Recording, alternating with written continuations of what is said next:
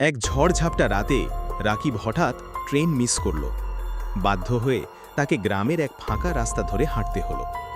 রাস্তার দুপাশে কেবল অন্ধকার আর বিশাল বাঁশঝাড়। বাতাসে বাঁশের কাঁপা শব্দ যেন মানুষের কান্নার মতো লাগছিল। হাঁটতে হাঁটতে সে দেখতে পেল রাস্তার পাশে একটি ভাঙাচূড়া পুরনো বাড়ি। দরজাটা আধ খোলা, ভেতর থেকে মৃদু আলো বেরোচ্ছে। কৌতূহলবশত রাকিব ভেতরে ঢুকল। ঘরে ঢুকতেই সে দেখল এক বৃদ্ধা চুপচাপ খাটের কোণে বসে আছেন।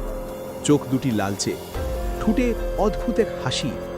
রাকিব ভয়ে বলল, আমি একটু আশ্রয় নিতে চাই, বাইরে ঝড় হচ্ছে। বৃদ্ধা ধীরে মাথা নেড়ে বললেন, থাকতে পারো, তবে সাবধান, ঘরে আর একজন আছে।